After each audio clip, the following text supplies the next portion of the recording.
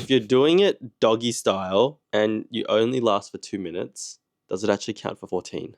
What? How do you know you're not bi? I am bi. Oh, why are you so insecure about your eggplant size? How do you know that you're actually gay and not bi? Well, looking at a girl's falafel is not very aesthetic to me. It's like eating a very dried out falafel that you bought at pre-made at the supermarket. What about you? How do you know you're not bi? I am bi. Oh. This is Have not- you tasted a falafel? No, I haven't tasted a falafel. Then- I think you are part of the reason I'm like, okay, I don't think I'm like 100% gay because I don't have the same amount of disgust. I don't really have any disgust for a falafel compared to you. And watching like falafel porn is not interesting to me. Oh, I can watch it. I don't mind. It turns me off. Like when there's a sausage and there's a falafel, I can still watch that. Can you watch that? No, because the falafel makes too much noise. It makes a lot of noise, and that's not fun noise.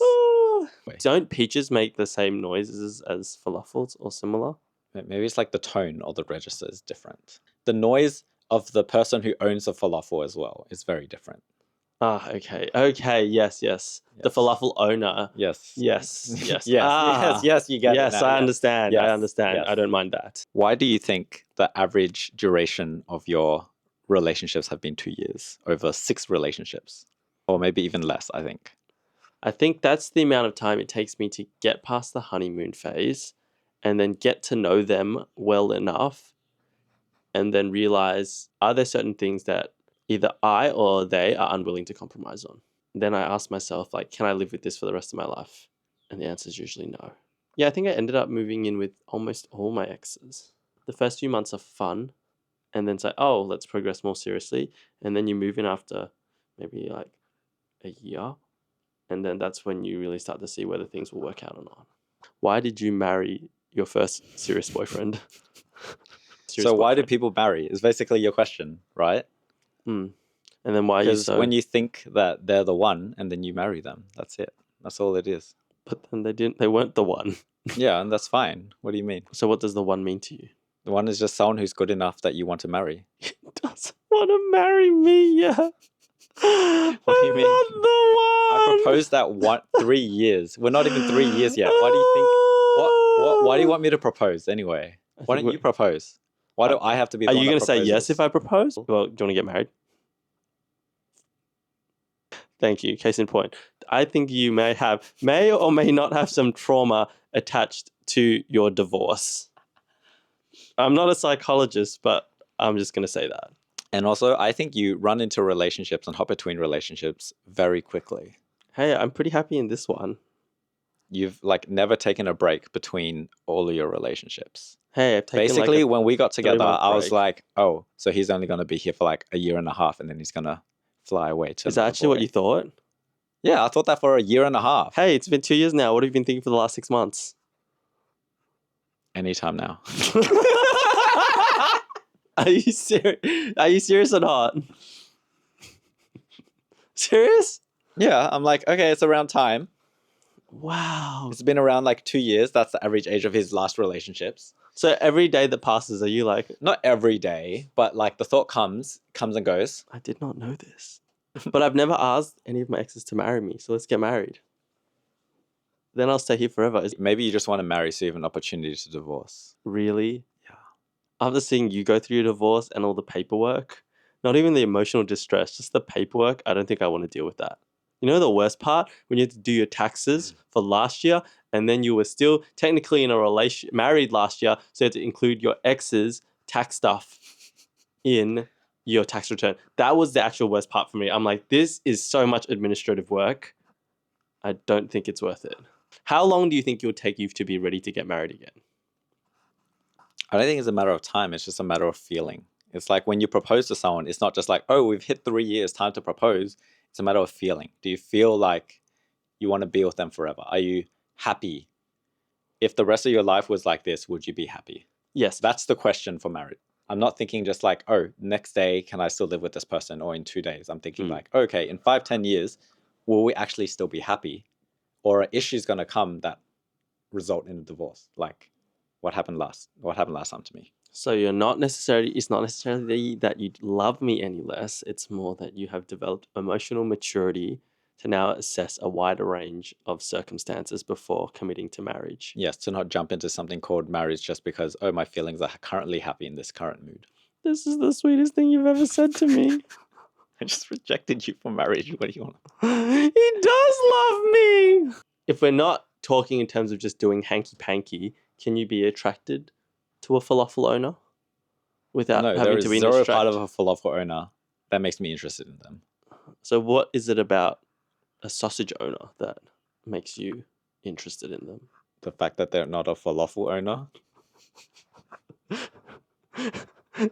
If we're talking in terms of traditional roles, it looks like a sausage owner, but in fact they're a falafel owner.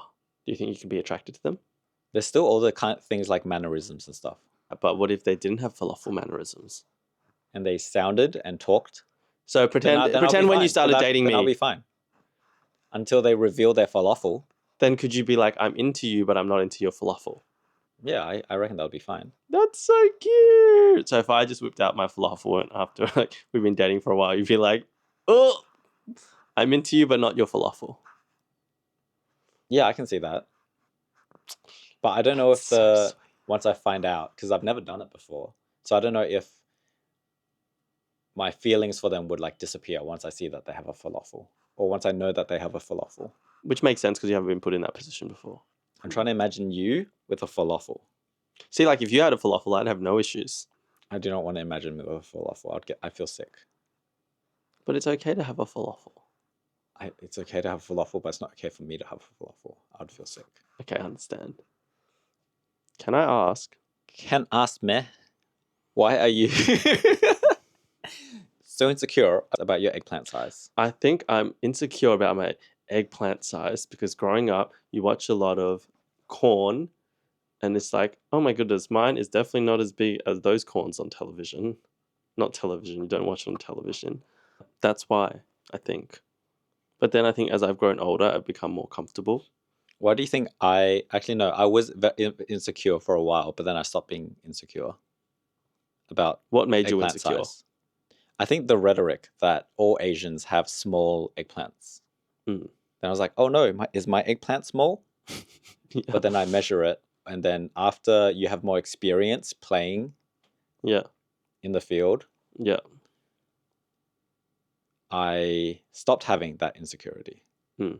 Because maybe I just saw more diverse ranges of sizes, and then I stopped being insecure. Rather than just relying on the rhetoric or the stereotype.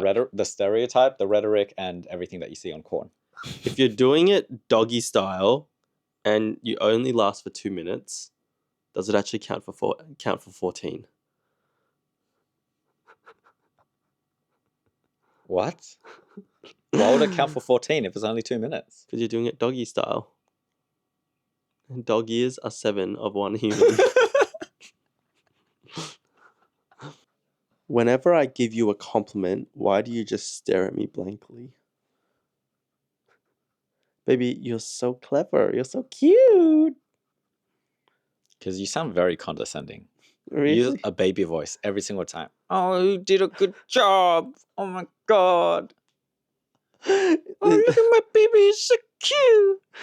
It's very condescending. Really? Is that why? You think it's condescending? It's so condescending. But I'm being as it's like genuine. You're making fun of me. It's like sarcasm. Oh no. It's like, oh, he thinks he's so cute. I might as well say it in a little baby voice. How would you like me to say it then so you receive it? Because I actually mean it 100% genuinely. I actually do think you're really cute and think you're really clever.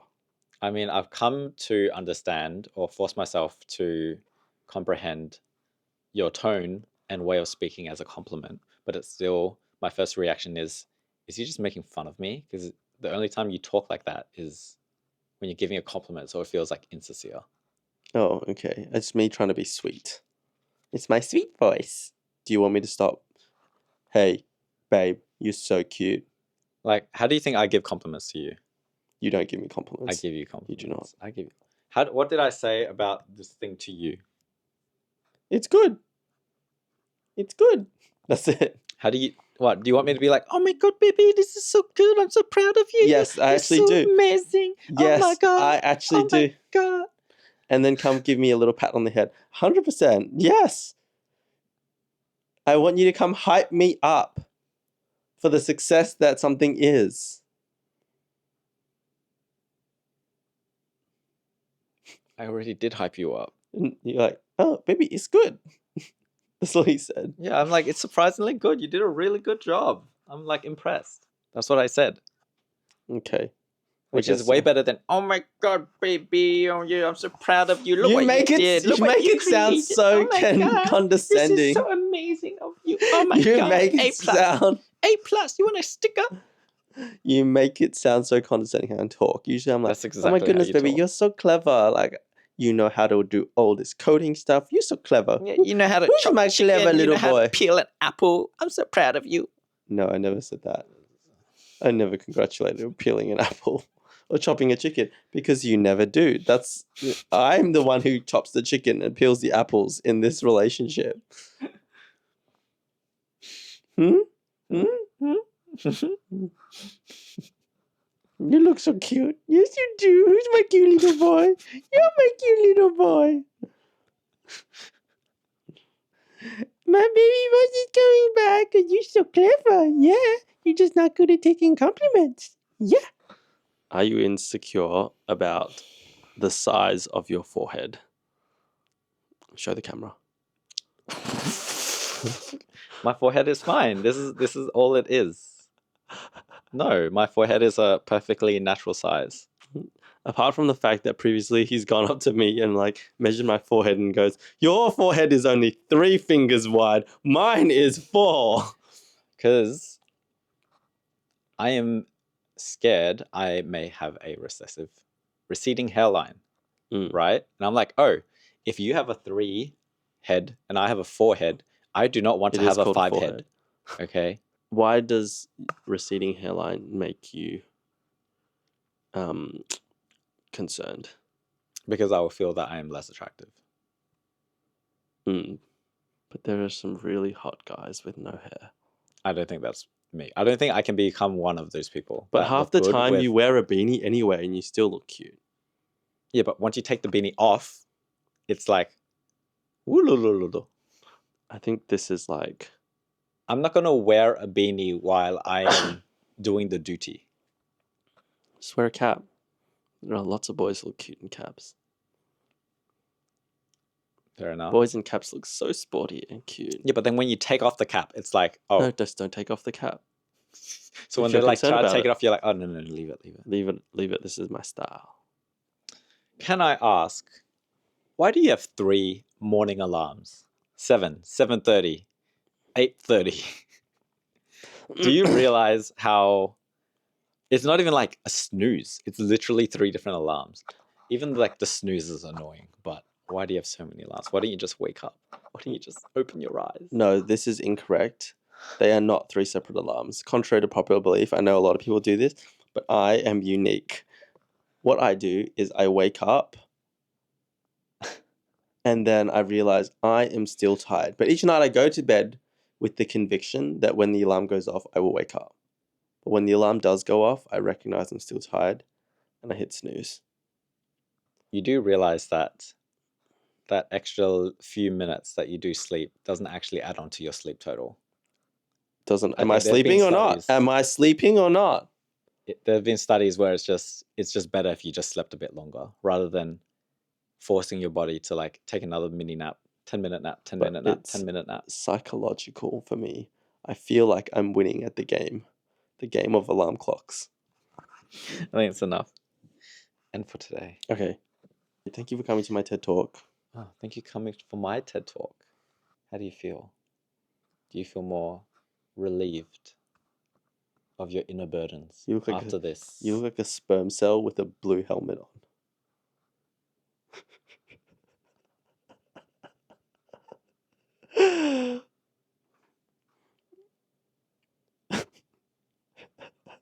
Have you seen that guy who paints his face and then he dresses up as a sperm cell and just wears white? That's what your clothing reminds me of. Have you seen it?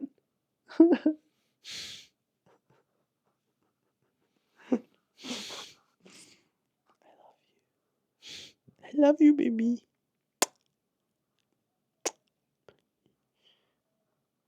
I love you too.